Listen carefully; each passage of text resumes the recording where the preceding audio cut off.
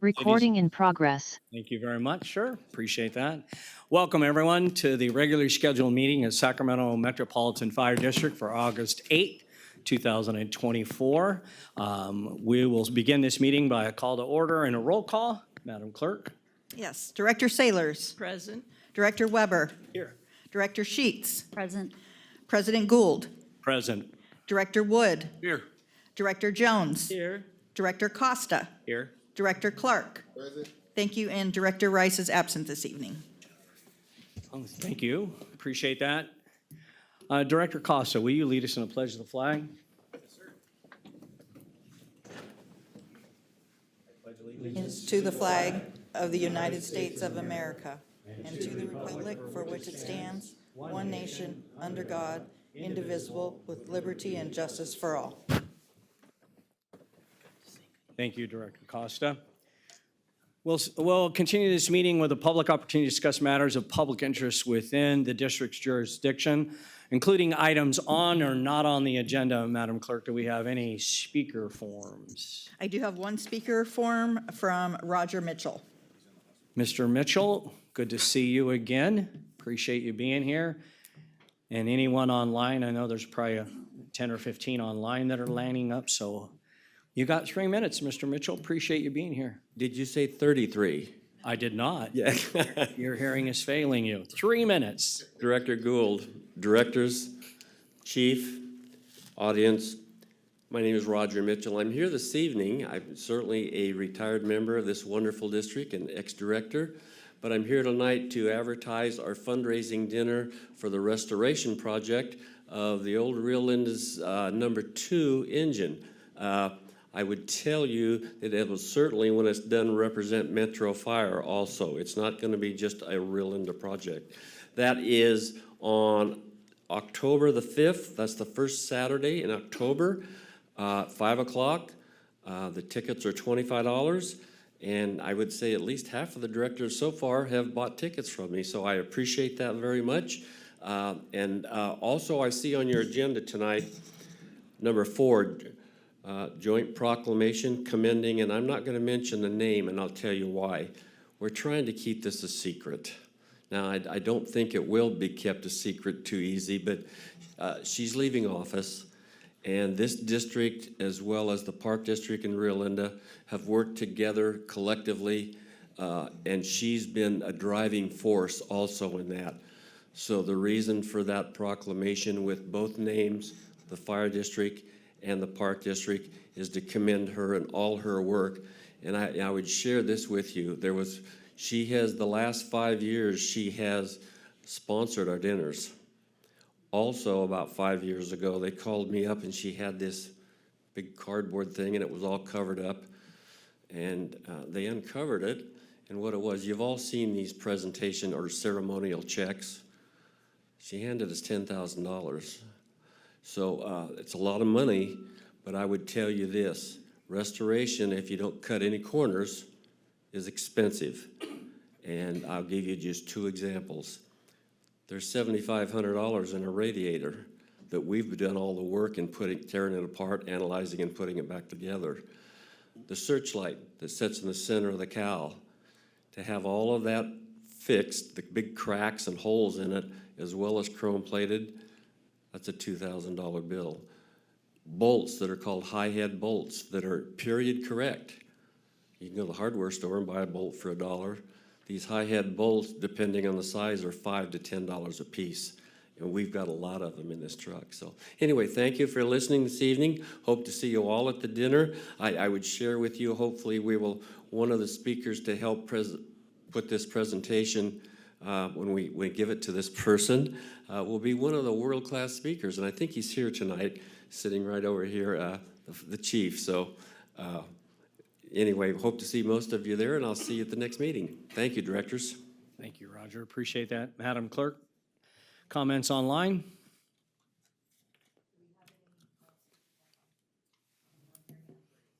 I was just kidding. I don't think there's going to be anyone. Okay. So no additional speakers. All right, thank you very much. We'll move on to the agenda. Consent items. I'll entertain a motion to approve consent as printed in the agenda. Mr. Chair, I'll make that motion. Have a motion? I'll second. We've got a second and a third and a fourth. Madam Clerk, if you'll please call the roll. Yes. Director Sailors. Aye. Director Weber. Aye. Director Sheets. President Gould. Aye. Director Wood. Aye. Director Jones. Aye. Director Costa. Aye. Director Clark. Aye. Thank you. The consent calendar is adopted. Thank you very much. We'll now move on to our presentation items. Our first item this evening is Health and Safety Division is with us tonight, and Metro Fire Cancer Task Force. They'll be making a presentation, and I believe our colleagues in the room, we have the presentation in our board packet as a PowerPoint slide. Chief, good evening. Good evening, President Gould, Board of Directors, Chief House, members of the public. Can you hear me okay? We can hear you fine. So my name is Tony Peck, Battalion Chief assigned to Safety and Emergency Planning. Now we can hear you Now we better. can There hear we you. go. Tony Peck, Battalion Chief assigned to Safety and Emergency Planning. And I'm here tonight to talk to you a little bit about health and safety and some of the things that we've been doing here at Metro Fire for our members and some of the things that we're looking forward to in the future, such as the establishment of the Metro Fire Cancer Task Force. And so first off, let's see here. There we go. Looking at our fire chief priorities for fiscal 24-25, and one of those being member health and wellness. And this is something that Chief House and the executive staff has been very passionate about, very vocal about, and you can see it's becoming more of a priority in our agency. It's very exciting, and the members are really taking note of that.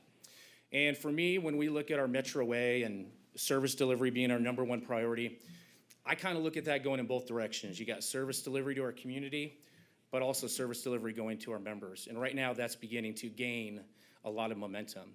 So what I want to do is share with you some of the highlights of what we're doing in health and wellness, as well as safety. It's not everything that we're doing, it's just some highlights. Some of it you may already know, so be a refresher, and some of it might be new to you.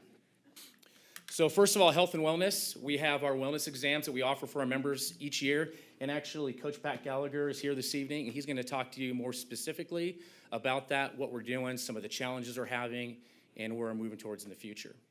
Body scans. Body Scan International has been out here for the last couple of years, providing a lot of good information for our members regarding their evaluation and what to look for and what to be aware of. Esophageal cancer screening. We had EsoGuard come out 2 months ago, saw a lot of our members, and they're actually out here this month as well. The cancer skin testing. This is a California Skin Cancer Coalition. They were out here this year, saw a lot of our members. A lot of the members got some good information. Unfortunately, we did have 4 members who were diagnosed with melanoma. So thankfully, we had that test to catch that early. Cardiac blood tests. Last year, we had Select Well come out. A lot of members went through that. We're very appreciative of that. So we're trying to get more of that here in the agency. Kind of switching gears, the firehouse exercise equipment. Coach Gallagher's done a great job of getting out to the crews and the stations and getting them what they need and getting them motivated and doing the right kind of workouts. A lot of people forget that when it comes to cancer prevention, that diet and exercise is just as important. Peer support, Ryan Manfredi and his group do an incredible job training individuals and getting resources for our members. And I will say Ryan's excellent at getting out videos periodically for our membership and keeping them informed. And physical therapy. So MAC Performance comes out 1 day a week to Station 21 on Thursdays and helping those members rehab and get through their injuries a lot quicker. On the safety side of the house, so I want to put PPE procurement right up there because Brian Sestito and Brian Spence do an incredible job getting the best PPE for our members. And really, it's difficult navigating through all the different manufacturers and all the different information. They're very passionate about what they do. They're very engaged, and we're really thankful to have them. So we're getting the best PPE we possibly can. The decontamination bags, about 6 months ago, the board approved decontamination bags for all our members. So every line member, including arson investigators and fire inspectors, have that bag for their personal vehicle. So when they're going from station to station, job to job, they're not contaminating the inside of their vehicle or exposing their families to that. Battalion-based cleaning, if you're not familiar with what that is Cal OSHA mandates that we are to clean our turnouts twice every year and inspected once a year. This is another great job that Brian and Bobby do, getting all those turnouts in. I think last month they cleaned over 1,600 pieces of PPE. So getting those turnouts and those PPE in and back to those members, I think our success rate now is over 90%, which is unheard of in California. So they do an incredible job. And that's just not there to meet the Cal OSHA mandate, but it's really there to protect our members. keep their turnouts clean. We have preliminary exposure reduction. This is kind of a new term, PER. This is basically anything a firefighter can do after a fire to reduce their exposure. It can be wet decontamination, dry decontamination, wipes, whatever it might be. And here at Metro Fire, we're doing wet decontamination. And we are using what we call a storm stick. And if you're not familiar with the storm stick, it's about 5 foot long. It's a piece of equipment that goes on the side of an engine to a discharge outlet, sprays pressurized water and specialized soap and wets down that firefighter. And studies show that reduces contaminants by 85%. So that's something we're really excited about. It's a little different for our crew members. It's a culture change, but we're working towards that. It's not going to happen overnight. Also, Metro Fire is very progressive when it comes to the cleaner cab concept. And if you didn't know what that is, that means trying to keep contaminated gear out of the cabs of the engines in the trucks. Historically, after fires, crews would throw the turnouts in there, all the equipment in there, then they'd get in there and ride around with it off-gassing and breathing that. So we're really trying to move towards that cleaner cab concept. And one thing that's really helping us with that is Decon 110.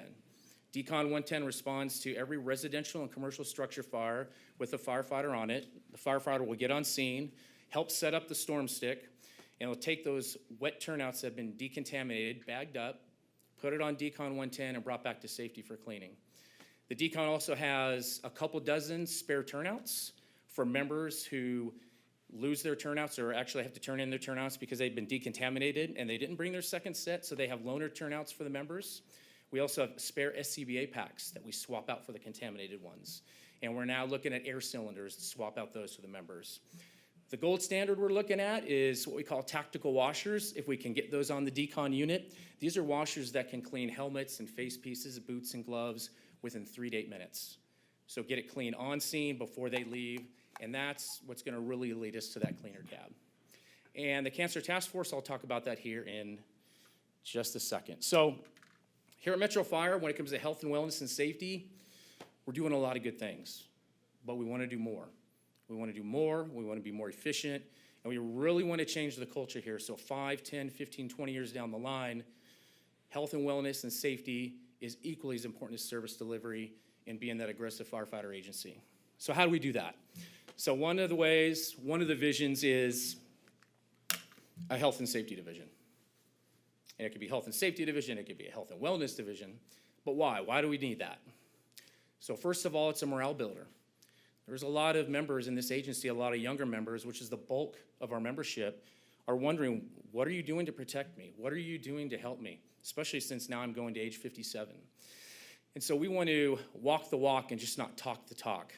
And I think this would speak volumes to the membership, actually creating a division dedicated to them. Increased visibility. Right now, health and safety is somewhat embedded in the training division, sometimes gets diluted.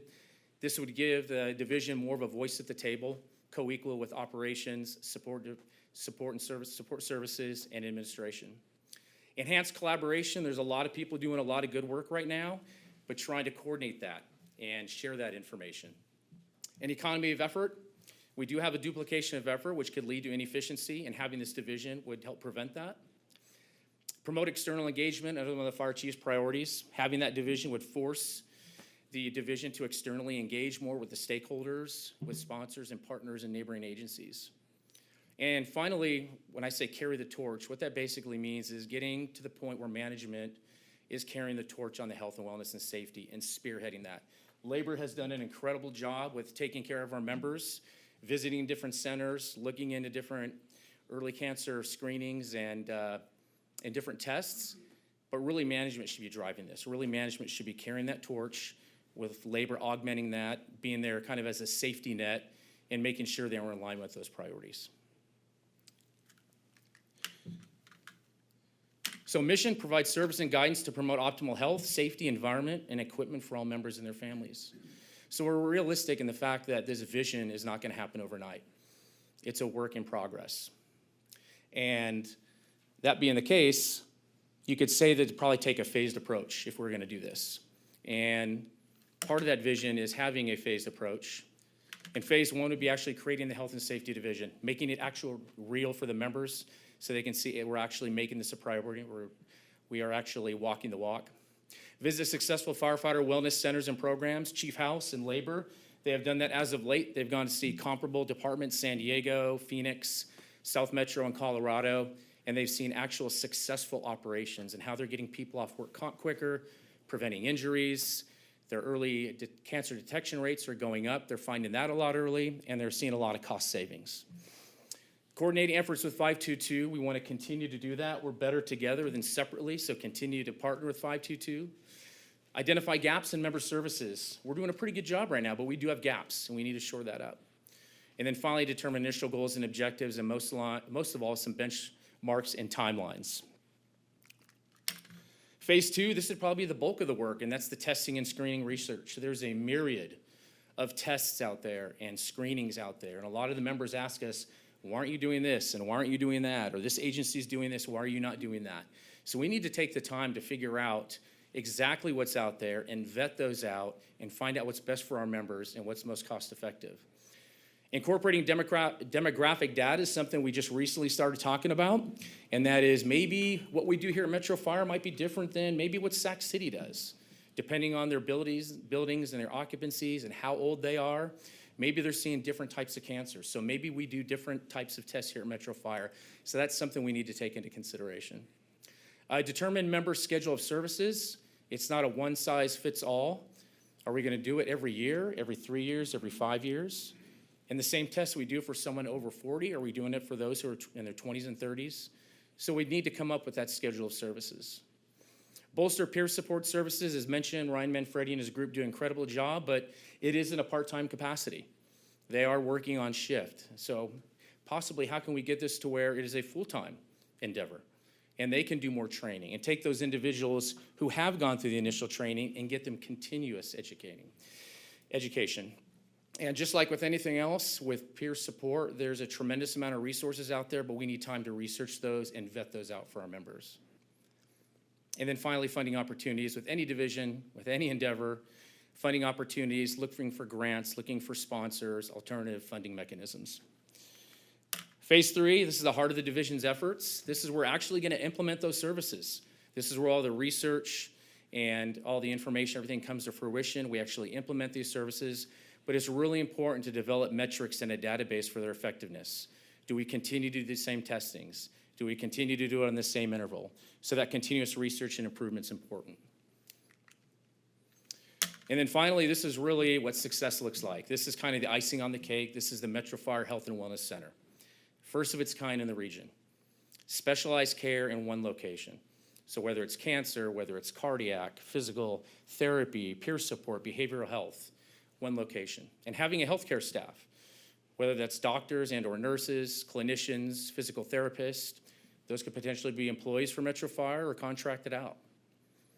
This will also be an expanded professional development path for our members.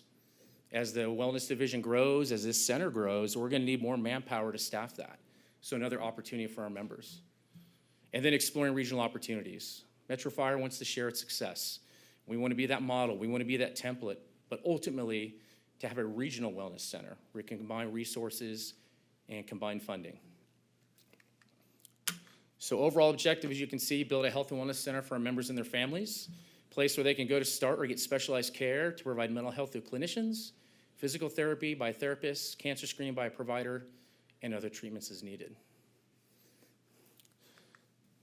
So one component of that vision is the Metro Fire Cancer Task Force. And so you might say, why do we need a task force? So we all know there's been a rise of cancer in our profession. And Metro Fire has been hit pretty hard this last year.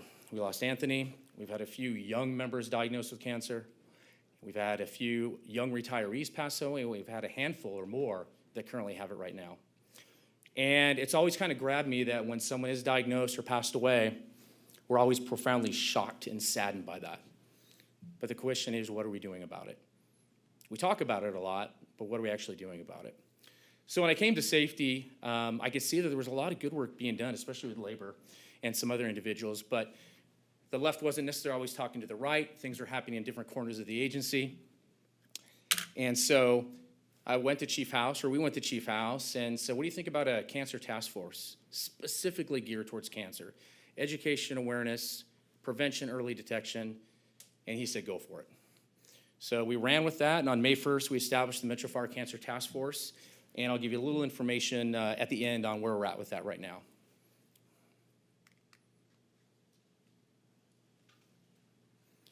So that's our purpose right there, strengthen our fight against cancer by establishing a collaborative environment which will enhance our unity of effort, keeping the membership informed, and create agreed upon goals. Mission to empower Metro Fire members and its leadership to stay ahead of cancer through awareness, prevention, and early detection while providing compassionate support to those diagnosed. So this task force would have functional branches, and what's going to be unique about this task force is it's going to be member supported. So it's not going to be assigned to a division. It's not going to be spread throughout the divisions where it can be diluted. This is going to be supported by members who are very passionate and want to be engaged in this. So the first branch is your education awareness. That task force quarterly newsletter, I think that's extremely important because we want members to know that this isn't the flavor of the month. This isn't just a checkbox thing we're doing. That you're going to be getting a quarterly newsletter every quarter on where Metro Fire's at and what we're doing and what goals and objectives we have. And that's one of those things I talked about. That's the morale builder. That's the trust builder with the membership. 360 best practices, that's everything. That's not just from the fire ground and the apparatus, but to the stations, the facilities, because we do have a lot of non-suppression personnel in logistics and safety and fleet that are getting exposed every day, no different than the firefighters. Vector Solutions, that's one of our mediums for training, so we'll be inundated with education awareness. This needs to be in every nook and cranny of our department and everything we do. So being part of the academy curriculum, being part of the probationary process and task books, being part of the promotional exam. Member ambassadors, the goal is to have a member in every shift in every battalion who's a member ambassador, not only a conduit of information from the task force to the members, but to get feedback on what's working and what's not working. And then member exposure reporting. So this is really important. We have on the Metro app page where members can go and click on one of the tiles and report an exposure, but a lot of them don't do that. You know, sometimes it's too cumbersome to do that. So trying to figure out ways where we can automatically do that for them, such as in our NFIRS, where we can click on a fire and everybody is now uploaded into that exposure. Prevention, I talked about this before. The only two things I want to hit on is increased research. There's a tremendous amount of research that goes into cancer prevention and the different tests. There's a lot of literature out there, a lot of stuff to stay up on. So we'll have an individual who is really into the research part of this. And we have someone here at Metro Fire who wants to do that, and that's going to help tremendously. And then the safety facility exposure reduction. So we have safety members and logistics techs who are cleaning these turnouts every day, and they're getting exposed, so making sure that we're protecting them. Early detection, we talked about that, the different screenings and tests that are out there. A couple things here is the member baseline database. So when we have recruits come into Metro Fire, getting a database on them so we can see changes over time. And also member cancer tracking, trying to find out what trends we're seeing here at Metro Fire and what we need to focus on. External engagement, having someone dedicated to nothing but externally engaging, neighboring agency liaisons, Fire Scope Cancer Subcommittee, which is up and down California with some very talented individuals who are on top of the prevention, on top of the science, seeking partnerships and training. We had the Fire Cancer Support Network here in May, who spoke to over 300 of our members on best practices in cancer prevention, so partnering with them. And then, of course, the conferences and symposiums, which they have every year, but that's where you can bring more and more information back to Metro Fire and Network. And then finally, what I'm really passionate about is our member care. When I talked about the compassion for those who are diagnosed is a liaison for diagnosed members. And helping them navigate through work comp, helping them navigate through the healthcare system, and developing best practices and really a toolbox. So when they're diagnosed, you can give them. It tells them exactly what to do and what to do for their families. So they're not having to deal with that when they're diagnosed and wondering what's next. So establishing lessons learned so we can make that toolbox better and better. Encouraging testimonials. There's nothing more powerful than having someone who's diagnosed to speak to members or speak on video. And then I've coordinated with the Sunshine Committee. I only have that there because I really want to impress that the task force is not there to take everything over. We're there basically to help, to augment, to work together. So the task force is not going to monopolize what we're doing. We'll continue to work with 522 and other individuals and groups who are passionate about doing what they're doing. Task force update, like I said, it was established on May 1st. We did a presentation to the members the week of May 20th. I think we had over 300 members come out. So the members are very familiar with that. We completed a survey on July 24th. The survey was asking everything from suppression or non-suppression, how many years on, what do you want to see as the priorities, what do you want to see the goals and objectives to be. We want them to help us construct and build this task force. So we're tabulating a lot of those responses now. Over 20 members have reached out saying they want to be part of this task force. So that's where you're going to get people supporting those functional branches. Are there any questions? Well done. Well done. Let's turn it over to my colleagues. Questions for, oh, we got, Chief Becky did so well. Here comes some questions. Director? Coach, be ready. Yeah, no questions, just several comments and observations. I think the patient navigation portion is extremely important. That gives not only the patient, but the family members who are experiencing a traumatic experience in their life is so vital. It happens in the hospital. I think the takeaways that I love this. The cleaner cab concept, not only for our members, our suppression and non-suppression, but also for the hospital staff, right? Not going into the hospital with dirty turnouts and exposing vulnerable patients in the emergency department and also vulnerable staff members is equally as important. So I absolutely love that. Some of the notes that I wrote down to be proactive instead of reactive for cancer prevention and using technology is huge. And I commend this task force for employing some of those levers.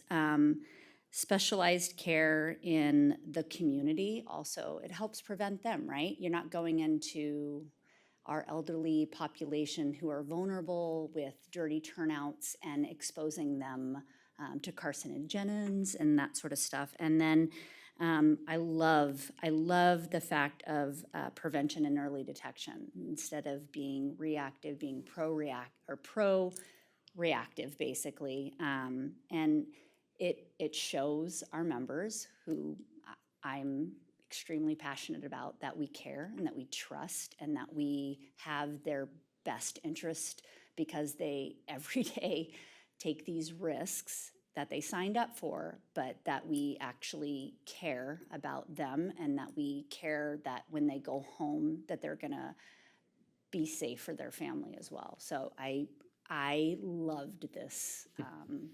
I loved it, and it warms me. I appreciate it. Thank you. And one thing I wanted to stress is when we did brief the membership, we talked about how this task force is not going to have all the answers. And we're not going to be able to do everything overnight. And we're even going to make mistakes. We're going to be humble. And that there's a lot of low-hanging fruit that we can go after right now. The high-hanging fruit is infrastructure and is budget. And so, we're going to plant the seeds for trees we may not see. But as long as we start somewhere and we have some goals and objectives. So that's one thing we really try to let the membership know, is because you can imagine some members probably are looking at every single thing from A to Z that we can do right now, and we're just not going to be able to do that. But creating this task force, having those goals and objectives, keeping them informed on a regular basis with that newsletter, and having them participate, I think will be a big win. And having those 20 members who want to participate in it and be the advocacy of the membership, right, is only going to get more buy-in because they have a vested interest in it. So I absolutely love it. So thank you. It was great. Welcome. Great presentation. Thank you. I got Bob. Director Weber, I saw your hand as well. Yes, thank you. First of all, Coach, if you could sit down or something, you're wearing a hole in the carpet back there. Good Lord. Yeah, seems so nervous. Pacing. Anthony, you had mentioned, getting back to the Health and Safety Division, creating an entire new division, that's going to be a bit of a challenge. But in the end, how do you envision that being staffed? Is it a DC? Is it an AC on down? Have you thought that far in advance what that looks like? Am I free to speak? So I'll take a approach on this. So yes, right now it is training, safety, and health. It's combined. And as you know, my history, I worked in that as an AC for about 4 years. We just recently had 6 Zoom meetings with AI utilization for a good communication tool. I have committed to, in those Zoom meetings, so it's less than 45 days, I am going to separate those two and make the division. Yes, what will be challenging and difficult, but it shows the priority of this. So in the next 45 days, we are separating training, which should be its own division by itself because training is all-inclusive for our entire agency. And then health, safety, wellness, and peer support will be a division by itself. Initially, my thought is, and I think we have the resources currently to put an assistant chief over that division. Thank you both. Good, Welcome. good. Director Weber, is that it? Yes, sir. Thank you. Down this way? I did have a follow-up to that. So it looks like phase 1 will be implemented in 45 days. Is that what I heard? Well, we're at kind of phase 1, phase 2 in a lot of areas. As we learned with some of the collaboration trips we talked about with 522 and myself going out to visit, what we identified is a lot of the stuff we are already doing. It's just on different islands. We need to collaborate that, put that underneath one separate thing. So the phased approach, yes. In phase 1, that was part of it. We're doing some of the things in phase 1, phase 2, and phase 3, truthfully, just not all encompassing. So all inclusive in those phases. So yes, that will be included in the next, now probably about 40 days. I think realistically, my plan right now is probably in the next less than 30 days, we'll have that division separation. And then does that come back, will that come back to the board just as an update on It will, where we're at in this absolutely. phase? And that Yep, phase? Okay. absolutely.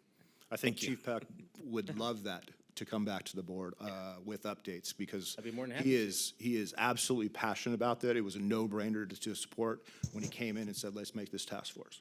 Okay, great. Thank you. Director Clark? First of all, Chief, I want to thank you for your leadership and support for implementing these measures. And I completely agree with all the things that Director Sheets loves about this. I got to tell you, I don't know who would want to work for Metro Fire with this level of care and of the measures that we're getting ready to implement. Some of them, I know they're going to be difficult to do, but we're running in the right direction. I think it's just amazing. It's fantastic that we're taking care of it, along with 532 also, because they're our partners. And so, yeah, I just think it's amazing. So thank you. And Director Clark, I want to comment on that. I appreciate your comments on the leadership. I want to be very clear on this, though. And I've spoke on this before. This is collaboration at its finest. Yeah. And this is leadership at its finest. This is not only collaboration we've presented to the board under my report sometimes, or 522's reports, to where, and I think it's Matt Cole, and Matt Cole has been with me on these trips. We've had a reaction. I think Matt could shake his head yes, too, that they're surprised that labor and the fire chief is coming to do this.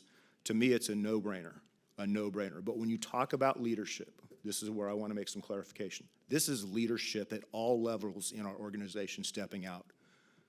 This is not something I'm doing or something that 522 is doing alone. This is leadership at all levels that is super invested in this and showing the value and care to not only protect what we're doing currently for our members, but the public we serve, but the members in future.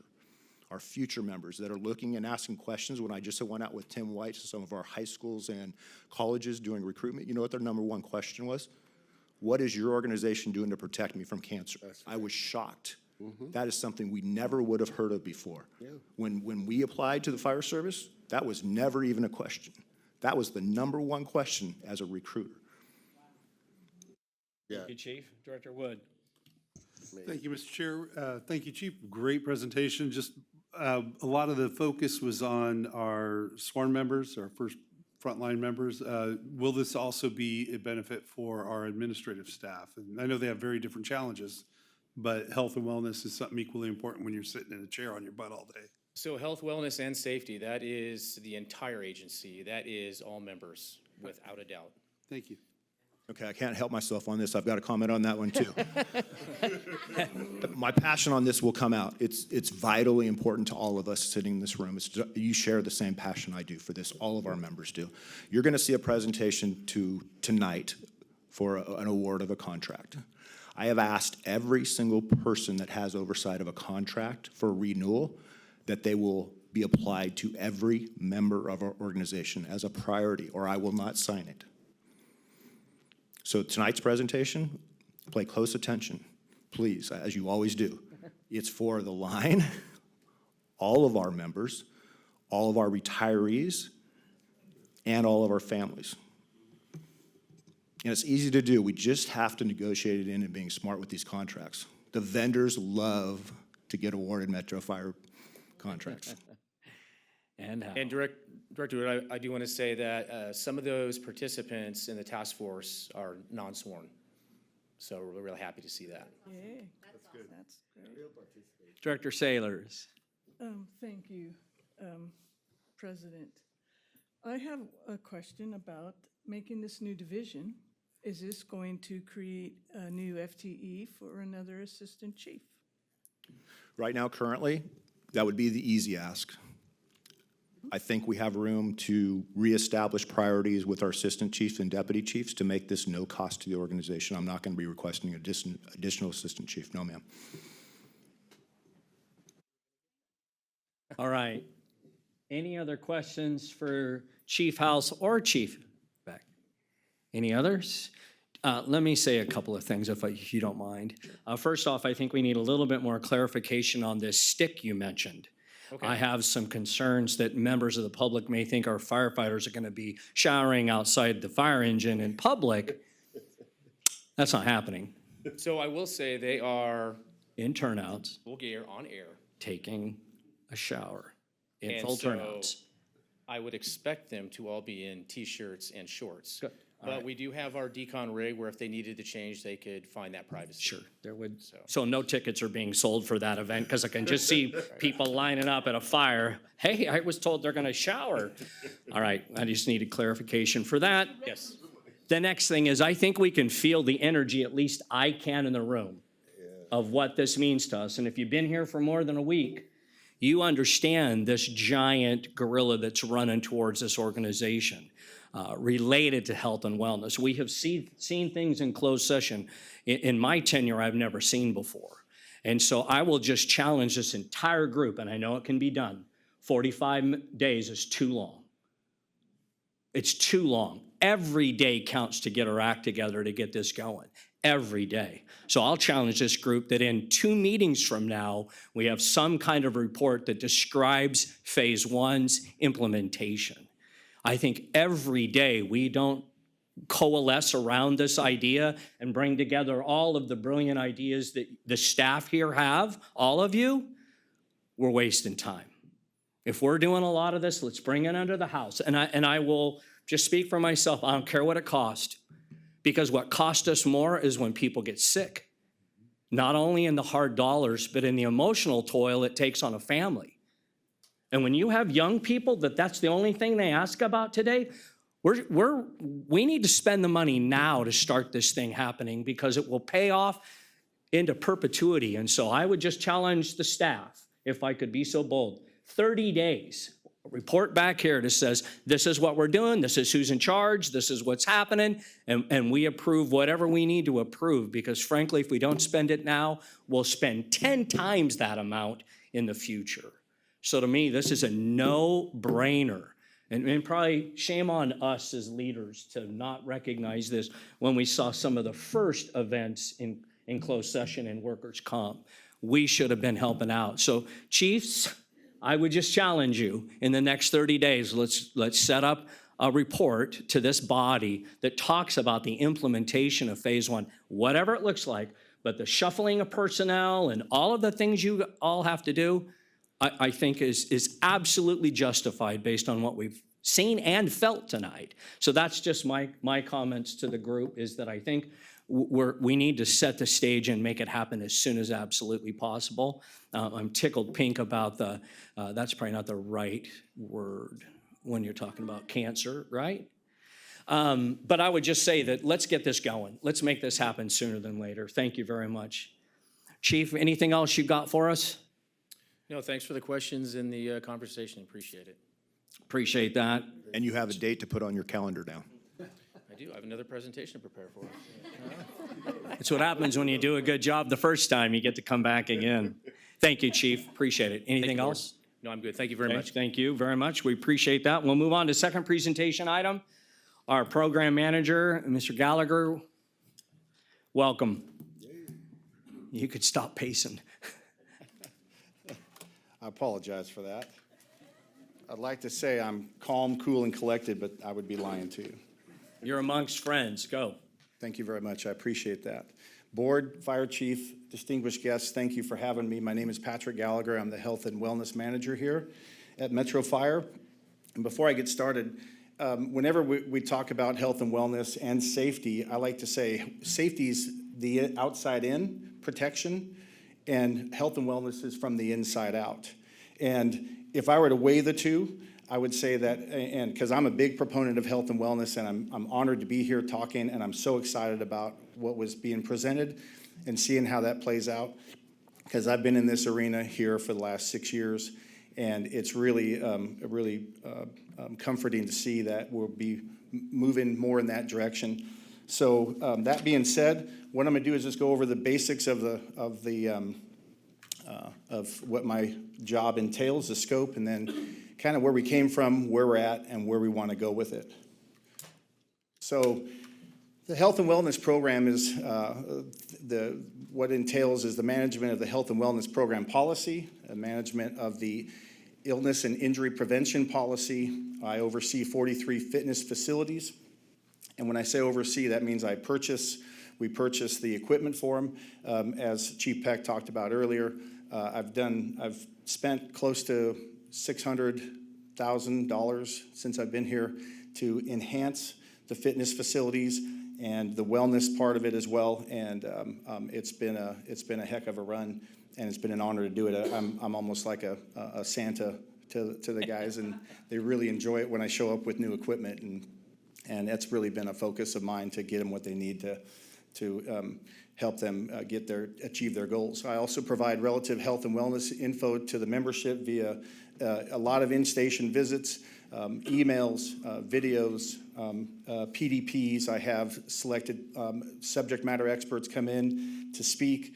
I see great benefit when we bring somebody from the outside in. It's almost like when mom and dad talk to the kids, they don't do anything, you bring a coach in, somebody else, they go, oh, that sounds great. And so that's the purpose behind that.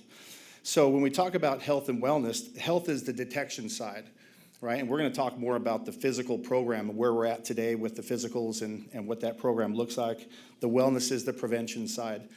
And Director Sheets, I'm right there with you. Prevention is absolutely huge. We want to get in front of the things that we're seeing. And so Chief made a comment last week, and he said, hey, man, go ahead and spread your wings. And so that's what I'm going to do tonight. I'm going to talk to you about things that we're doing and things I'd like to take a deeper look at. And I want to get in front of what I think is coming down the line here. And so bear with me. So like I said, we're going to go over where we're at, where we are now, and where we're going. So, sorry, there's a little delay here. So I made this timeline, and back in 2003, the health and fitness program started. There was an initiative passed that basically said, let's get fitness into the fire service. And it was, back then, it was really more of, hey, you may want to put that cigarette down and get on a treadmill, and this thing called fitness is going to help you because we've realized that you need to be fit to do this job, right? And since that time, there's been a drastic change in information, basically from the internet, smartphones. Our membership here is very well versed on fitness. I will tell you that right now. On a fitness level, I would put Sac Metro up against anybody in the country as far as fitness. Sure, there's outliers and there's folks that need help. I usually meet with them on a one-on-one basis. But when it comes to fitness, every time I step into a station, there's something written on the wall, something written somewhere. I'm looking at it going, wow, that's a pretty solid workout, and guys are getting it done. And I think the culture of fitness is very high here at Metro. And so all I do is try to support that. But back in 2010, moving up to 2010, the Wellness Hazmat Physical Program started. UC Davis, and presently we're now with 100% at Kaiser. And so I'll talk more about the wellness, or the wellness physicals on another slide, but we'll get through the timeline.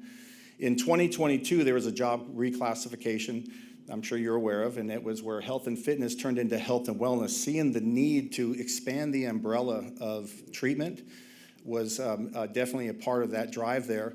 And I was honored to make that change because it was fully in line with what I was trying to do. Fitness is one part of it, but the mental, the nutritional, all the other parts of lifestyle is something that I'm really passionate and trying to change slowly here, and what it looks like, what a career to 57 years looks like, and how we can keep our members healthy and increase their health span. Okay, that's a big component versus lifespan, which is basically how long you're alive.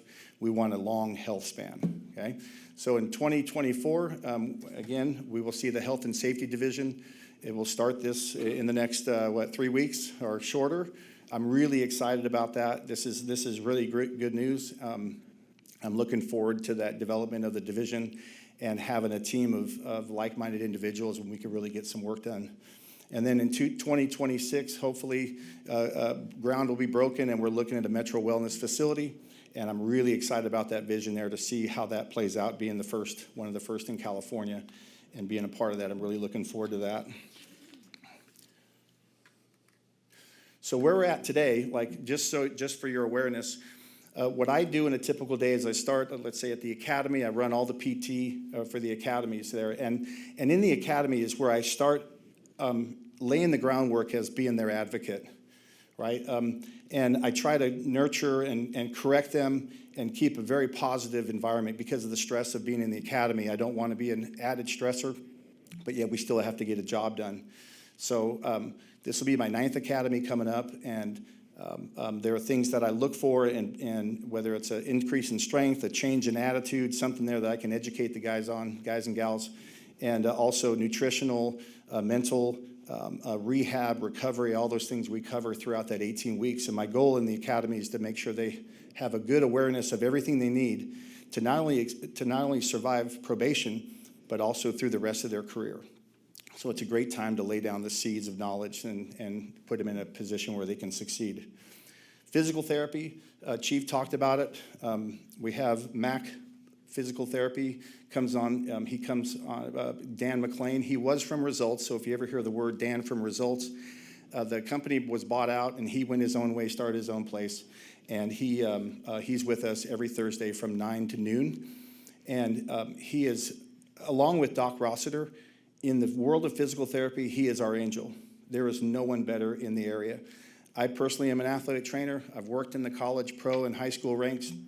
I was in the clinic for 10 years as a therapist, and so I know what I'm talking about, and he is absolutely top-notch, and I'm sure folks here that have seen him will agree.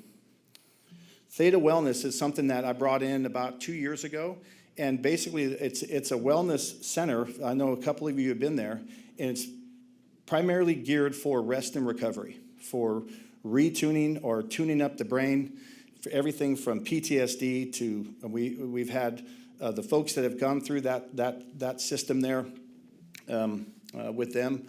We've seen everything from low back pain being diminished, scarring from surgery helping with that. They have hyperbaric chambers, they have sub-infrared tables.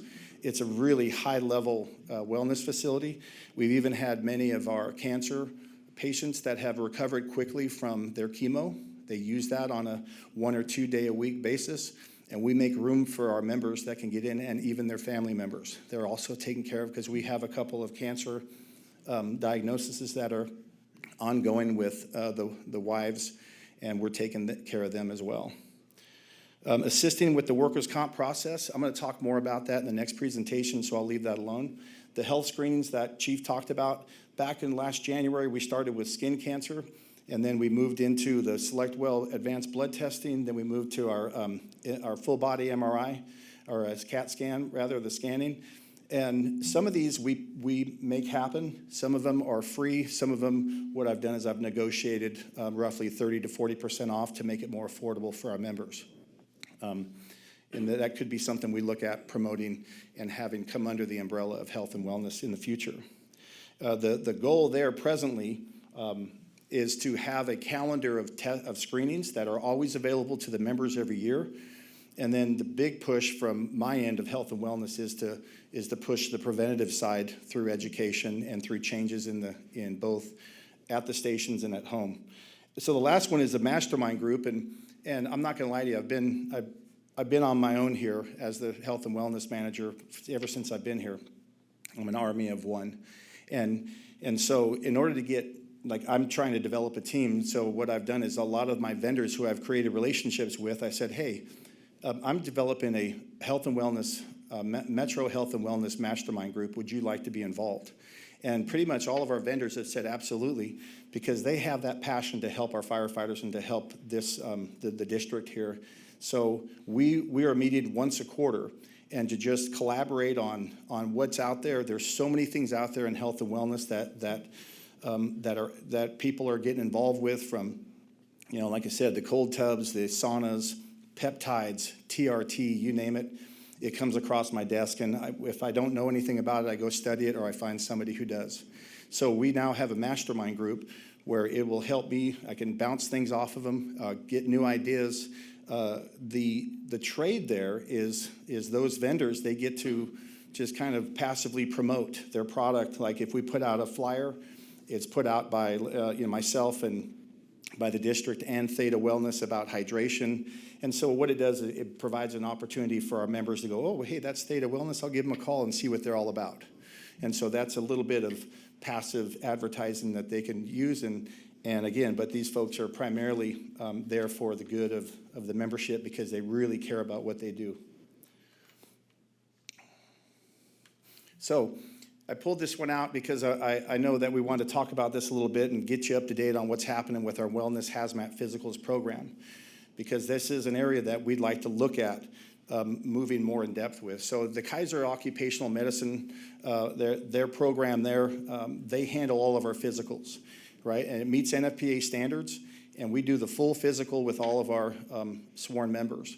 It provides a fit for duty feedback to the district. Basically, what happens after a physical is we get a report that says this person is fit for duty, meaning they can breathe, they can hear, they have their immunizations, and their heart's working all right. Everything else we know nothing about, right? There could be other things happening, and that's their business, and that's the service we provide to them. But we do get something that says, okay, this person is good to be on the job. And so we have very little issues with that, and they do a solid job there. It's offered every 1, 2, and 3 years, depending on age, right? And then we have 4 locations, and this is very convenient because of the way we're spread out, 452 miles, I think it is, square miles. So up in Roseville, South Sacramento, and Folsom, and I pick where I'm sending them, and I schedule those appointments. It is a laborious task to get one engine to an appointment, and it takes about 14 steps to get that crew to that appointment, and that's something I'd like to look at because it is a big time suck. There are 3-hour appointments and roughly 1 to 3 engines out of service every second day on the shift calendar. I try to be wary of the fact that that service delivery is high here, and that's a big priority. So I try to keep it to 1 or 2 engines per day, but it's quite a task to get everybody to. It's like herding cats sometimes, but it is what it is, and it happens throughout the year, right? So I'm constantly working every month to get folks in. With the advancement of our hazmat physical program, or hazmat program, meaning the growth of it, it grew by over 50 or maybe even doubled. I'm not sure what the number was. We're at 100 and something, and it's been quite a challenge to get all those crews in, because when you take one person, then I look at the whole crew, because that whole engine has to go out of service for that one person. And so I try to get as many people on that engine to get their physical as well.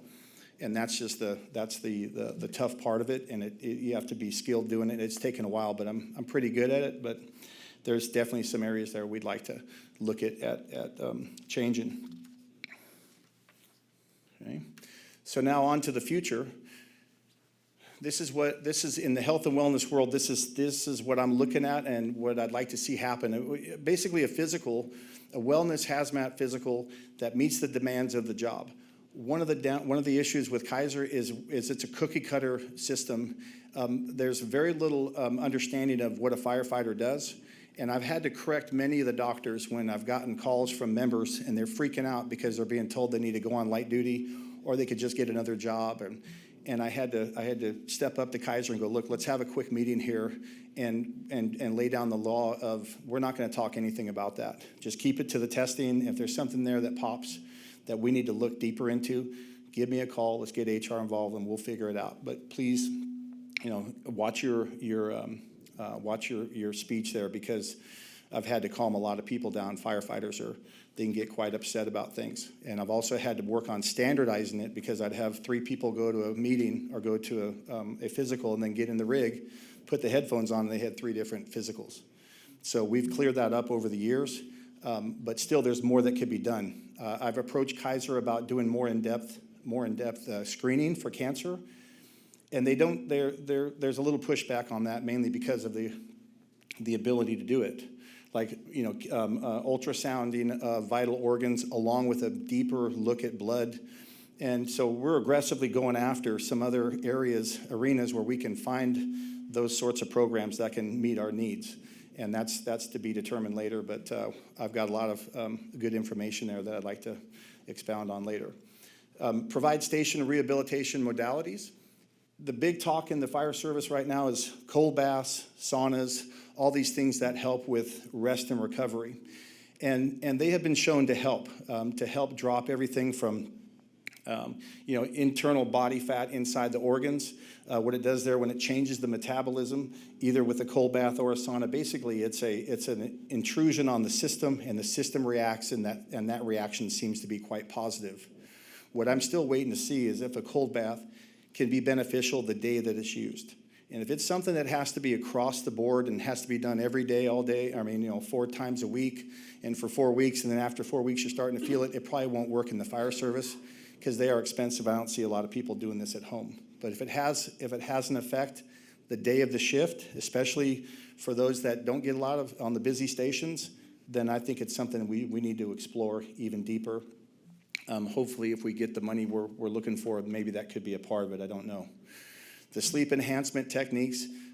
Basically, when it comes to sleep, that is, I think, the biggest problem in the room that we need to address as far as wellness and prevention, is understanding sleep and turn it into not just something we do, but actually a performance type of a performance technique, meaning that the sworn member knows how to go home and recover from getting mashed for 2 days. Where there's still some old ways of thinking out there, a couple of gin and tonics, go home and get a couple of gin and tonics and go to bed. It might get you to sleep, but you're going to be in a whole world of hurt later on when you wake up, and I think you all know that. So really pressing, everything from how we set up the quarters, the sleeping quarters, everything from that to putting the right types of music on. I'm going to explore all those sorts of things that can get their brain to calm down. Okay, that's a big problem right now, as it should be for this type of business. It's not uncommon across the country, but something we'd like to get in front of. I think if we can really make some changes to sleep patterns, I think we'll see a big change in our cancer and in our cardio and all those other things. Stay tuned on that.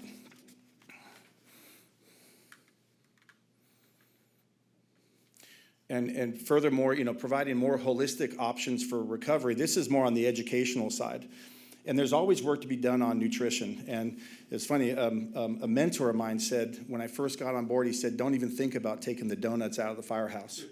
Okay, I'm not going to name who it is, but he's in the room here. And I said, ha ha, and I looked at him, and he was dead serious, and I went, okay. And so here we are 6 years later.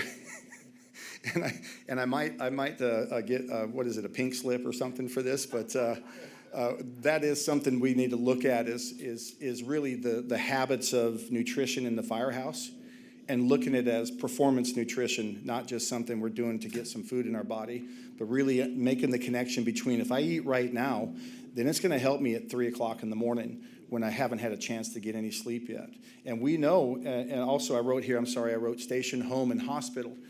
So in the station, at home, and another area that I noticed is in the hospitals. I've been on a few. I've been out to Mercy San Juan. I've been in their break room, and holy smokes, that's just full of sugar and caffeine and everything else, and that's the old school. But I'm telling you, whatever. Careful. I know. Fine with the station. Start talking about the hospital. I know. I'm just saying. But again, these are things we'd like to look at. Maybe there's some culture change that could happen in the next 5, 10. Like Chief Peck said, planting seeds on trees that we may never see. You know, so, but again, just with the whole purpose of getting in front of these issues, I'm looking at everything. Shift nutrition, you know, medics that are up all night. You know, we know that hormonally things change when you don't get sleep, and we actually have a drive to eat sugar and eat bad things, right? And so those are things we'd like to take a stab at and trying to change that culture.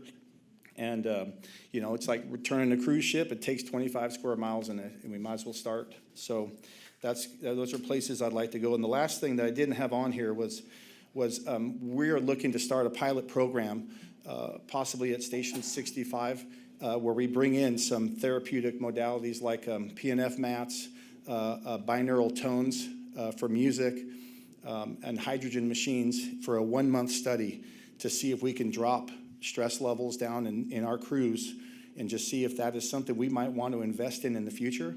Because I honestly believe if we can drop stress levels down, the reasons for them are numerous, right? But if we can drop those stress levels down, I think we'll see a great change in our members' health and wellness, and it'll show in all the testing that we're going to do.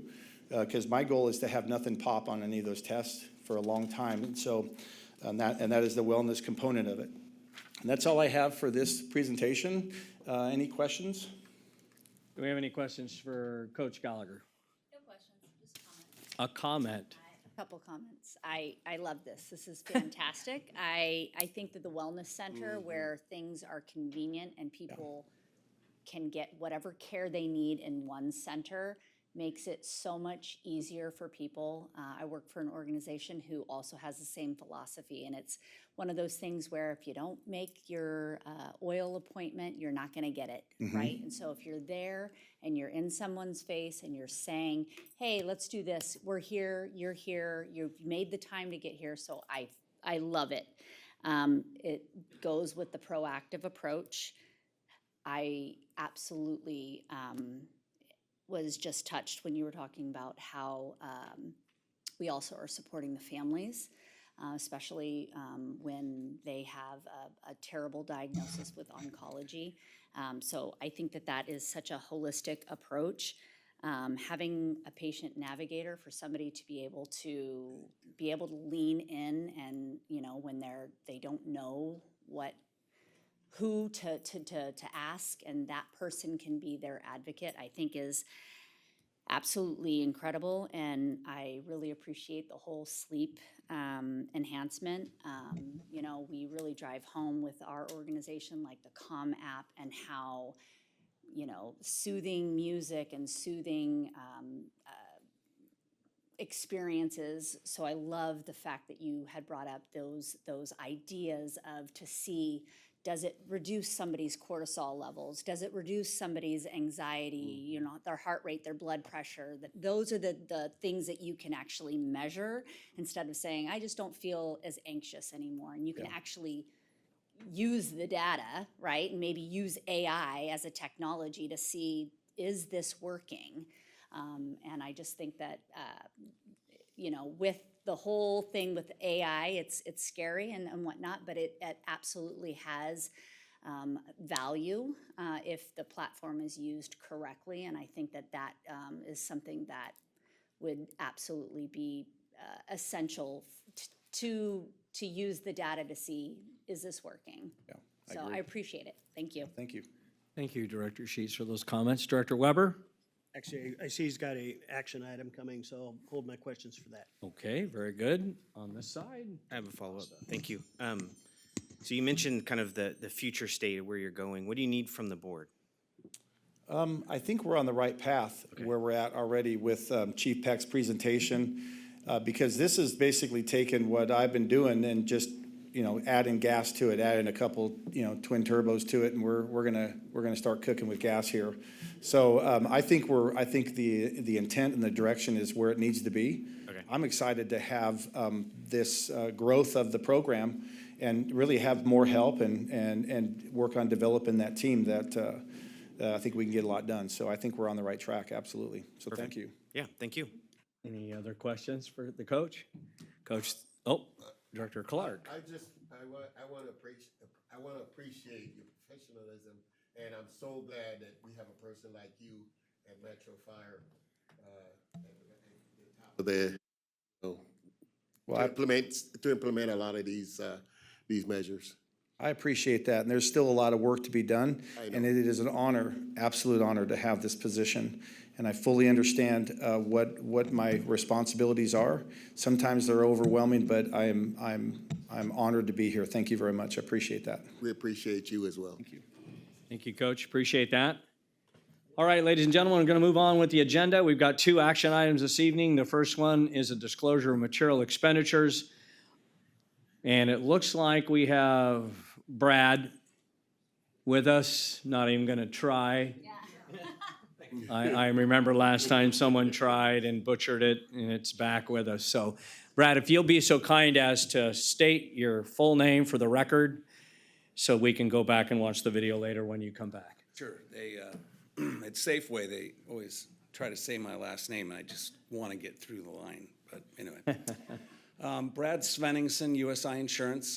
Handle the insurance, marketing, and what have you for Metro Fire, and have for over 10 years, I guess. Right. Last year, we were with a pool called, well, I guess actually a year and a half ago, pool called SDRMA Insurance Pool, which was not just fire agencies, it was all sorts of different public entities, and their pricing had continued to go up. And so FARA provided us with a much more competitive quote last year and this year. And so we entered into a 3-year agreement with FARA. One of the big difference was SDRMA had a higher aggregate limit, meaning just a little bit more insurance for claims, and which they probably should, because they probably do have a lot more exposure than just the fire agencies. So we bought 2 separate policies just for Metro Fire, 2 $5 million policies to just kind of a little more peace of mind. And so anyway, last year, the first $5 million, the premium was $169,000, and this year it's $199,000, which is an 18% increase. That's for the second $5 million. The first $5 million you paid $253,000, and this year it's $284,000. It's a 12% increase, and that's just kind of what we've been seeing in the marketplace for the last 5-6 years. We did go out to 24 different insurance companies, and these were the best options available. So if you have any questions on that, or any questions for our agent? So I just want to entertain a motion on authorizing payment of $284,776 to Vantage Risk Specialty Insurance Company and $199,137 to Westchester Surplus Lines Insurance Company for excess general liability insurance. And you just heard tonight the expert in the room telling us, and I think it's important that the public understand that these costs continue to rise. And that should resonate in your minds as you think about some initiatives this organization is involved in and moving forward on. Firefighting and protecting the public in this community at the level that we do does not continue to go down. It is not becoming cheaper to do that work. And I think when you stop breathing, it really comes, or your house catches on fire, your car crashes, that it really resonates at that very moment that you want the best that you can have. And that's costly. And so, Brad, with that, I'll entertain a motion. I'll second. I got a first and a second on the motion. Madam Clerk, if you'll call the roll. Director Sailors. Aye. Director Weber. Aye. Director Sheets. President Gould. Aye. Director Wood. Aye. Director Jones. Aye. Director Costa. Aye. Director Clark. Thank you. Item is approved. thank you for Brad, having me. and thank you very much for all the work you do. I know it's not super sexy maybe, but it's super important, and I appreciate your diligence to constantly looking at a way to save the citizens of this area money. Thank you very much. Thank you. Appreciate that. Let's move on to action item number 2. Action item number 2 is adopt resolution related to a contract award to Ready Rebound, Inc. for rapid intervention injury management and navigation services. Coach, you're back up, please.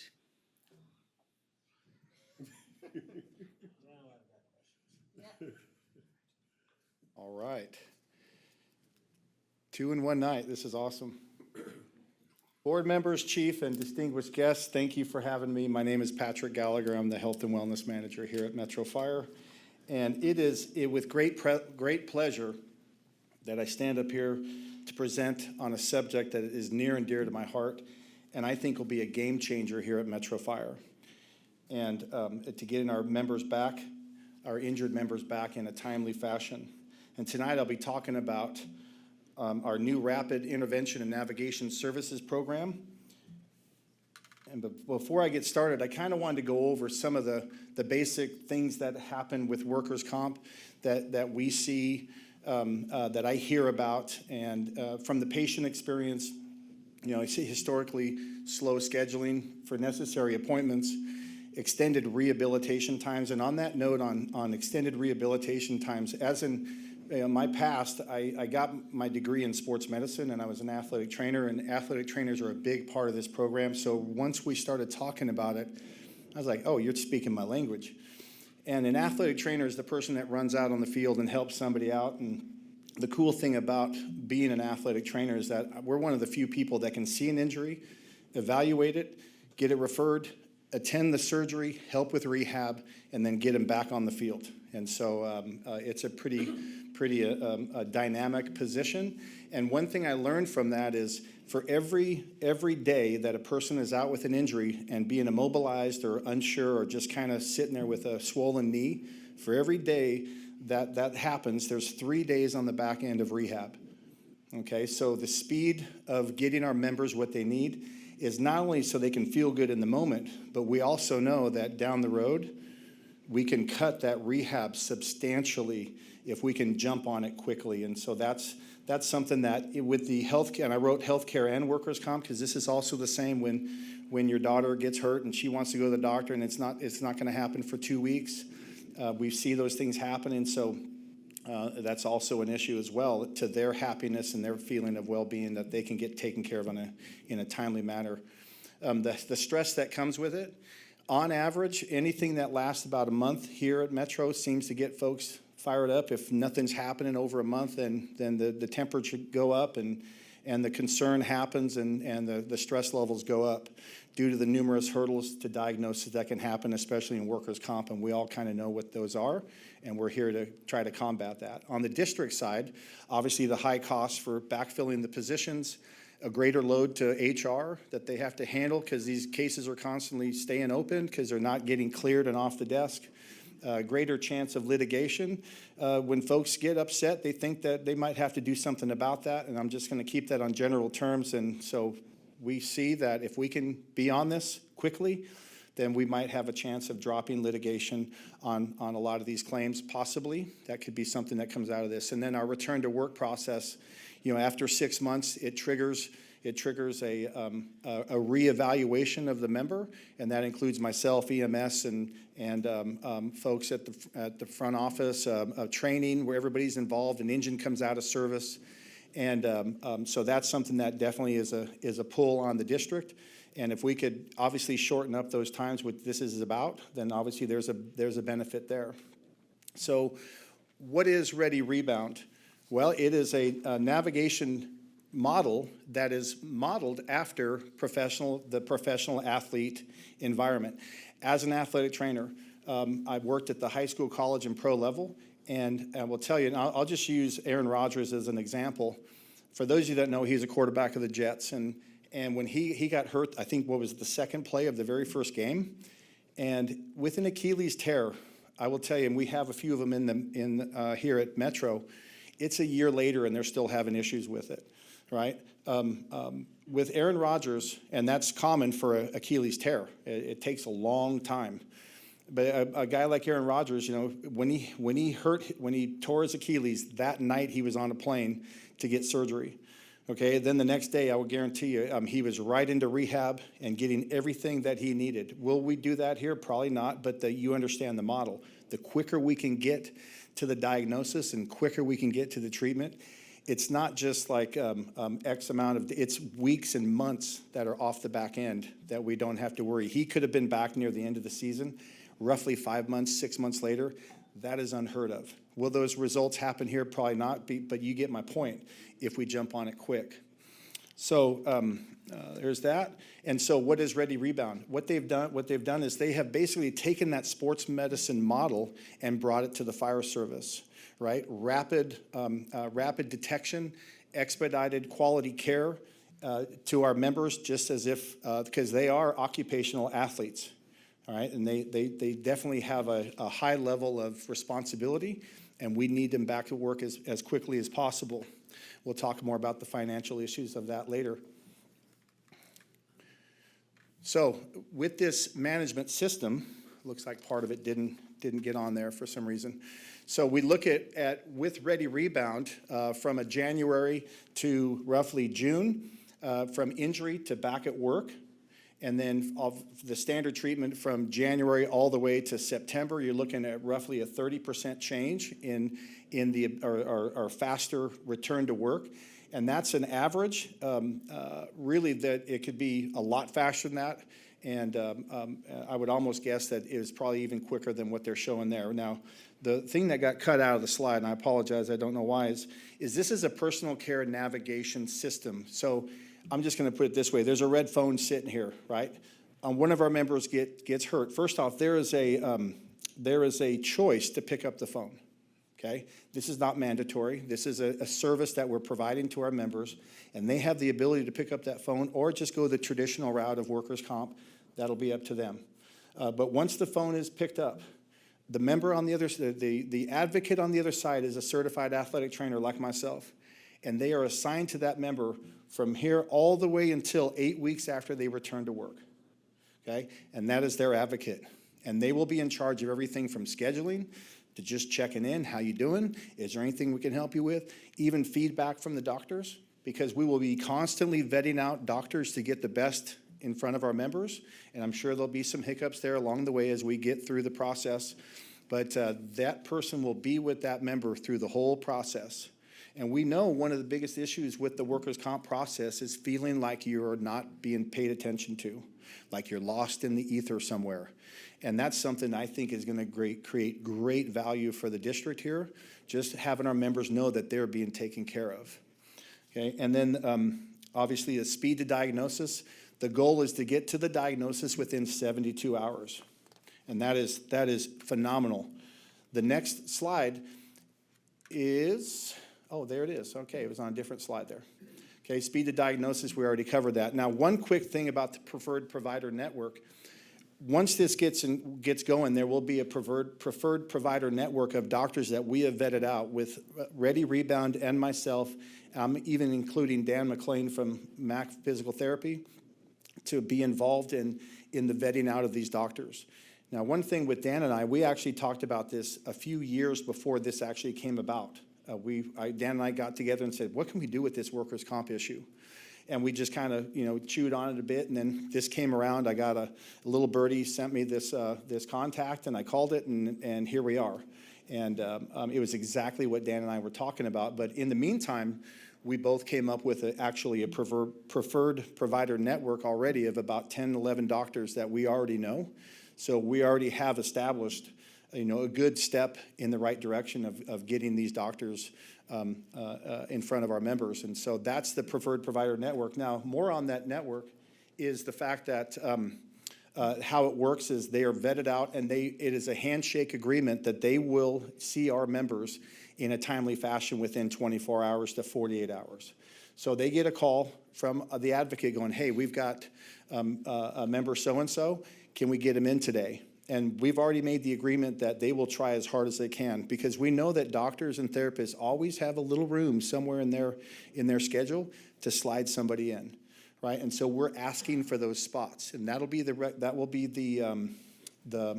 responsibility of that doctor, of the imaging center, of the physical therapist to meet those demands. And in order to be a preferred provider, they actually have to go through a bit of extensive training to understand what it's like to be a firefighter. So we're planning on having these providers wearing turnouts, flowing water, climbing a ladder, and getting a feel for what this is going to look like, and it really helps with the experience when our members show up at the office. So here is When we're looking at average times to a scheduled appointment, on average, and we'll go over it, there's another slide here, but with Ready Rebound, we're talking 1.12 days to your initial evaluation with a specialist. After that, imaging is required, another 1 day. And then after that, 7 days on average to surgery. Okay, so when let me see here. So at Metro Fire, last year we had 123 orthopedic injuries. Now, mind you, some of those are, I tweaked my knee, I'm just gonna write up paperwork and send it in, and I'm good, I'm fine, I just wanna get a record of that, and we see that a lot. But of those, and along with the 8 cancer claims and 3 cardiac claims, of the 123, we had 32 surgical cases. And let's pay attention to that number as we look at the math. So when we break it down, the annual cost, first off, how do we set up the membership? It's based on our sworn members, and so the number 622 is our sworn member number as of before any of these academies. And by the way, the cool thing is once we sign the contract, I'm just going to suggest we hire as many people as possible because it is not a part of the contract, so they get in for free for the next year. So, because I brought it up, I said, well, we have 2 academies going on here in the next few weeks, and how does that? He goes, oh no, they're in on that number there. So that's a little added bonus there. And it really shows their intent. It really shows, I saw that as a great character move from the company that, hey, no, we're gonna take care of everybody. And you'll see later on really how much they're gonna take care of us. And so the number here is $248,000. Now to the right of there is the break-even example. And on average days to schedule, we have Sacramento Fire, and the initial on average is 7 days from the injury. Ahmed says, yeah, you did this, then go see a specialist. It takes roughly 7 days. It could take longer. I've heard of it taking 2 or 3 weeks. Okay, there's some flexibility there. There's some range there, but on average it's about 7 days. To get to imaging, 7 more days. To get to surgery, we all know this, boy, that could be 3, 4, 5 weeks later. So now we're looking at 40-something days before surgery. Ready Rebound, 1 day. 1 day to imaging, 7 days to surgery. Now we're talking about a significant change. Now after that surgery, we can get to rehab. And so all those days times 3 versus 40 days times 3, right? Now we're looking at a substantial decrease in time off. Now we do the math on that, and you see days saved, weeks saved, shifts saved, and 2 and 7, total of 11, and you see it's roughly $22,000 for a surgical case in time off costs, backfill costs, and all that. So that being said, because here's the other thing that Ready Rebound, they're so confident with what they have to offer that they have offered us a money-back guarantee. Right, and we said, well, how much would it cost to hit that money-back guarantee? And we did the math on it. We figured it is right around 11 to 12 surgical cases. Now, even if there's some fluctuation there, let's say it's 15, let's say it's 20. Okay, we had 32 last year. I feel very confident that we will meet that mark with these sorts of numbers. I think that obviously we don't want to see any injuries, but I think this is absolutely going to blow it out of the park. And so that's what the math says there, and that'll be very, very interesting to see how that plays out. Now, who is covered? And here's what Chief was talking about, was the membership is based off of, or the amount is based off of sworn members, and we saw that 622. But the service is extended to all of professional staff, all of retired members, all of their family members. Okay, and so they're reaching out and handling. So little Susie, she sprains her ankle in the soccer tournament on a Saturday, red phone. Oh yeah, an advocate is assigned to her, and they will find a doctor within 1 day, imaging within the network, and they get full access to it, and we get her back onto the soccer pitch within days, not weeks, wondering what's going on. And she's upset, the whole family's upset, and there go all the scholarship opportunities, just playing, but you get my point. It's the ability to take care of the whole family. Another part to this that I want to make mention of is because we have a lot of members that live outside, down in Cal Poly area, Oregon, Idaho, Texas. They're all over the place. And so, well, what about me? Well, first off, with the growth of Ready Rebound, their network, I look at it like AT&T when they show the map of their coverage. Ready Rebound is doing the same thing. Every time I've talked with them, and I've been in contact with them on and off for the last probably 4 years. And they started off X amount of states, X amount, now they're up to 30-something states, and they're just growing, growing, growing. The other thing that we can talk about here, well, in the state of California, is CAL FIRE just awarded them a contract. So what that means for us is that they will set up the network through all of CAL FIRE, and that's pretty much the whole state. We have access to those doctors as well. And so for our members that live farther away, there's going to be doctors in that area that are going to be signed up for this program. So we're going to really have great coverage for our members. And then if they don't have that coverage, what happens is they actually actively go after finding those people in those areas. Boise, Idaho, Austin, Texas, they're going to go hunt and try to find somebody that could see that member and their family in that town. And that's just a phenomenal service that they're offering.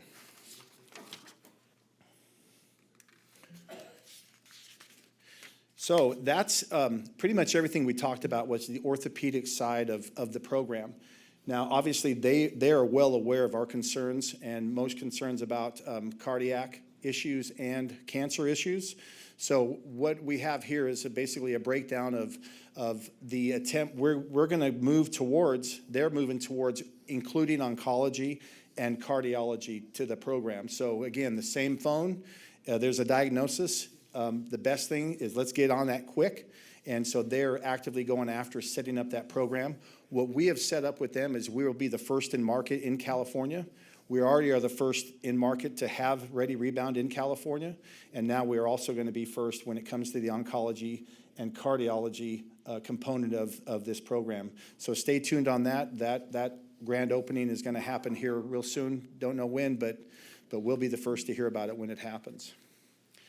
So, just my thoughts on it, because again, I've worked in this environment and I know what it's like, and I've been around athletes and helped them right when it happens. I've been through the emotional component of somebody losing their season, helped them through it, got them back on the field.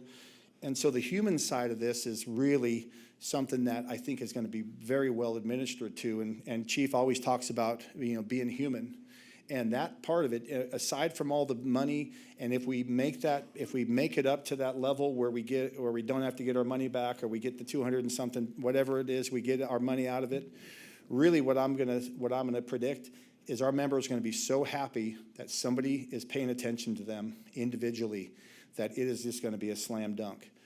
Because that communication piece is huge, especially when somebody is vulnerable like they are on workers' comp or an off-duty injury. All they want to do is get back and get done with the shame and the guilt of it and get back to work as quickly as possible, because fortunately here at Metro, our folks like to come to work. Any questions on that? All right, before Coach before Gallagher, any I have a questions. really good idea that Director Weber's going to want to say something about that. I'm President sure the Gold? Chief would like to say something No about questions, that. but out of respect, Coach, could you introduce and bring up our rep for Ready Rebound too? I Because was hoping it he may would be come.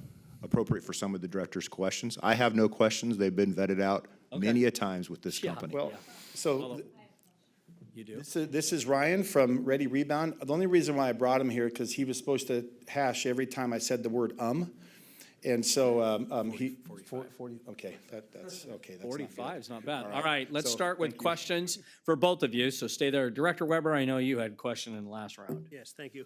First, I need to clarify one thing. With work comp being horrific and everything else and the advocacy, I would agree with you beforehand. That was a major, major problem with us. Since Intercare has come on, we're 100% better. The advocacy is wonderful, along with HR. So I just need to clear that up. And then I'm going to blow a little smoke, and you deserve all the smoke that's coming your way. Coach and I have been having conversations for 6 or 7 months now, and I've really enjoyed the extreme proactive approach you've had on the entire health and wellness. But we keep talking about gardening. You planted the seed many, many, many months ago about Ready Rebound. And again, with the ad hoc and certainly the support of the chief, we finally are here today. I couldn't be happier with your program and for our membership. I mean, this is absolutely, it blows me away that we got this here at Metro. It's unbelievable what you are going to be doing for our members' families.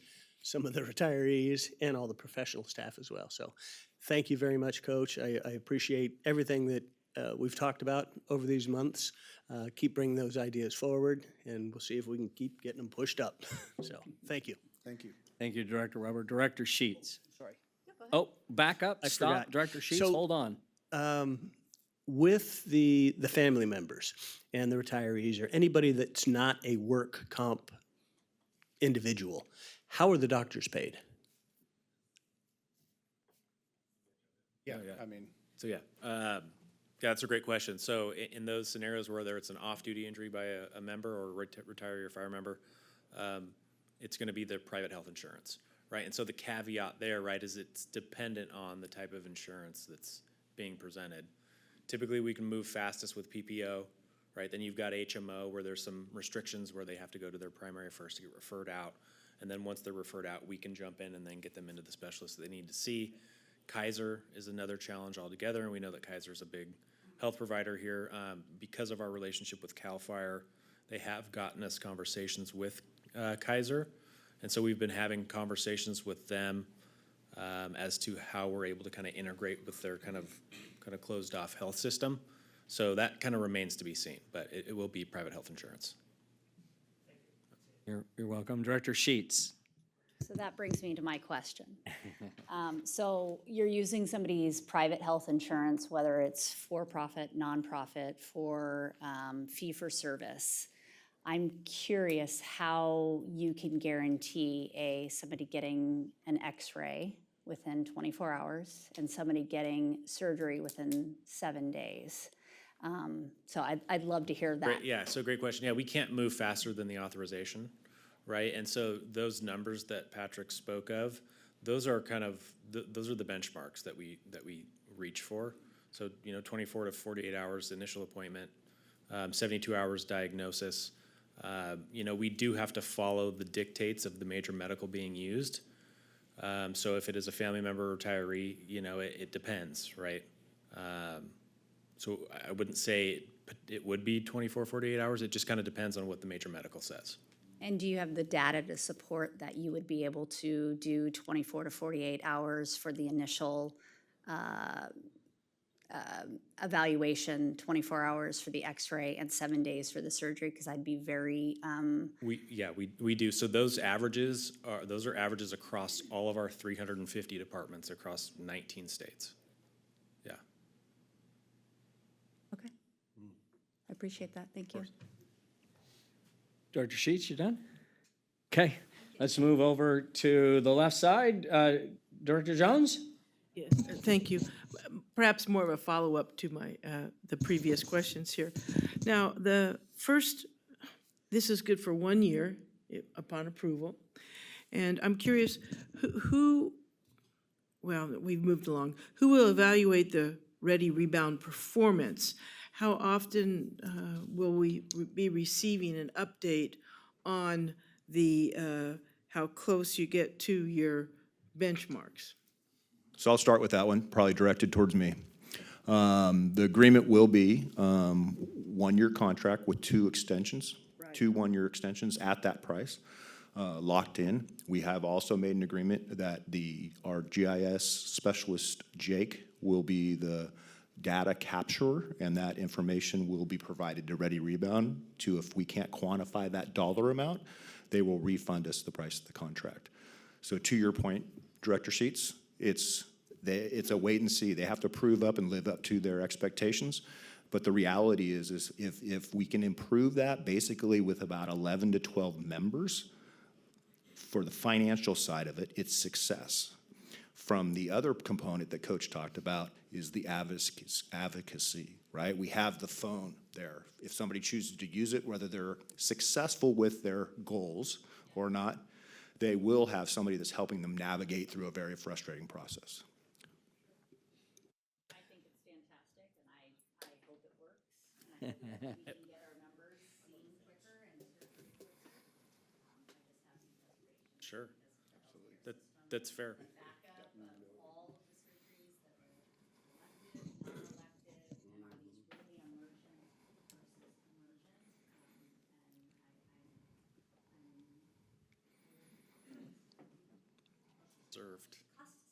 Cautiously optimistic. And Director Jones, I apologize. I did a two-part answer to my question. I want to respect, did I answer your question? The aspect of the question of how often will we receive these stats, I'm still waiting for that answer. If I may. Yeah, absolutely. I'm saying this in the most friendliest. Sure, no, of course. And so we actually Oh, and I provide a can't. dashboard to the district, and it shows, average times to doctor appointment, how many wait days have been saved. And then we calculate based on your average backfill overtime cost, what your dollar amount is saved. And there's the breakdown of everything that everybody in the district would have access Thank to. you. I missed the timeline. Once a month, or once a quarter? So you can log into our dashboard and actually see it live. It updates every day at 9 a.m. All right, thank you very much.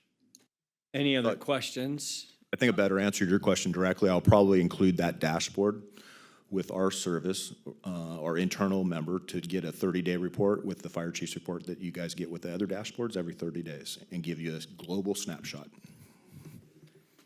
Any other questions? I want to thank Director Weber for inviting me to a couple-hour meeting with this organization, and I will tell you that we did not go kindly as far as hitting them on performance. And every time we asked them to meet our needs, they were more than happy to do that. I think it's critical to understand there's no risk here for us. Okay, I think that's really important. They recognize that we're a little bit gun-shy about this, and we want to see proof in the pudding. And so not only the reps standing here tonight, but other members of that team understood that, and so they put it in front of us as there's no risk to this organization to try this. They want to have a contract with Metro Fire and all of our staff. They want to prove to us that it works, and so they put in play where if they don't meet the benchmarks that you just saw tonight, we don't pay. And I think about all the contracts we sign, right? That at this point, it's really the way it was told to us is that the onus is on them to do exactly what they've just told us, okay? And so this is truly performance-based, and I know that Coach and others have worked their tails off, and particularly the chief, to get to where we are tonight, that we can start this almost immediately, if not immediately, probably have some data before we even see in 30 days our new division. But this is a pretty big winner, and I agree with Director Weber. This is something we need to do like tonight, get this baby going. So I encourage my colleagues to make a motion second and move this forward. Excuse me, sir, can I make one comment to the board? Absolutely. Another huge freebie or a great thing for Metro Fire is we are now the pilot program for the cardiac and oncology. Yeah. So that in itself is going to be phenomenal. We have the same resources of the phone to get these folks in with those other two components. And I think that's huge that Metro Fire, again, is leading the way, and we're taking the lead on this, and thank you for letting us be the pilot. Thank you. And that's to the board. Yeah, and Director Weber, I would also mention the fact that while we say we're the first fire department in California to do this and pilot for California, I think it's also important that we are not the first fire department that this organization is working with. And so this is a track record of other fire department specific groups that have probably some of the very similar challenges that we do.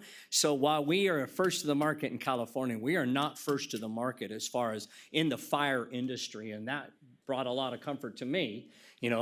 Being guinea pig's okay, and so it's not okay, right? But this organization has got some very strong data, and they didn't hide away. They weren't hiding the pee when we went hard on them about that data. So I look forward to proving this in the coming months, and I think that's really what we're facing here tonight. So with that, I'll take a motion on the action item. I'll second. Okay, I've got a first and a second. Madam Clerk, did you get the first and the second? I got the second, but who made the first? Director Clark. Okay, great. All right, with the motion on the table, let's go ahead and call the roll, please. Director Saylors? Aye. Director Weber? Aye. Director Sheets? Aye. President Gould? Aye. Director Wood? Aye. Director Jones? Aye. Director Costa? Aye. Director Clark? Aye. Thank you. Motion passes. The resolution is adopted.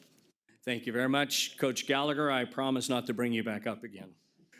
Appreciate that. Thank you. Moving along to get to closed session, we need to move into that room. I see our attorney present, so we need to kind of move this along. There are no reports from myself. We'll move on to the chief's report. I have no report this evening, also out of respect to closed session. Thank you very much. Let's go to operations report. Chief Mitchell. Thank you, Good to see ya. President. Good evening, everybody. I will make it quick. I am going to keep the good news train moving. I am here tonight to really reinforce our increase in service delivery to the community and our ability to adapt and what we've done over the last couple of years, but also through collaboration with a number of divisions and our partners in 522. I'm happy to stand before you tonight and announce that we are getting ready to, and just announced via bulletin to the entire department, put in our 4th squad unit effective on or before September 4th at Squad 53. So we're moving forward there. Again, I've been saying it a lot lately. We need to get more resources on the road to deal with our exponential increase in call volume and our static resource numbers. And I think it's really good to celebrate this win. Although we're not done, we're better today than we were yesterday. We got a long road ahead of us to continue to chip away at that difference of calls and resources. And unless there's any questions, that's it for my report. Chief, thank you. Any questions for the chief? Go ahead, Director Wood. Just very quickly, Chief, I just want to say thank you to both you guys for expanding your vision and thinking about the squad allocation and being open to putting it down there in 53. It's going to give those men and women a very much needed respite. Although that'll take their calls from 6,000 to 5,000. So we got a long way to go. But yeah, we got a lot more work to give them some time. But this is a big step in the right direction. Thank you. Appreciate that. Thank you, Chief. Appreciate that. Let's move on to administrative report. Out of class, Deputy Chief Johnson. No report. Report. There you are, sir. Good evening, President Clark, members of the board, Fire Chief House. It is not a report, fine. No, just an he's introduction. So, Mike Johnson, Assistant Chief, currently filling in as an out-of-class deputy in the administration. First, Fire Chief, thank you very much for your confidence and faith in me to do this. I'm very excited about it. A little bit about me. First exposure to this agency, actually a predecessor agency, was as a young, spry 14-year-old Explorer cadet with the Sacramento County Fire Protection District. I had to take a double take when I realized that was in 1994, and that was 30 years ago. I don't think I'm old enough for that, but I had that realization today. Been currently employed for 22 years here. I have the honor of holding every rank, and I'm very excited for what this position is going to offer me as far as experience. So thanks again for that, and you know where to get me if you need anything. Thank you. Thank you, Chief. Appreciate that. Welcome. Congratulations. I have it on good authority. We will not be having a support services report this evening. We'll move on. Captain Scholar in the room. Thank you.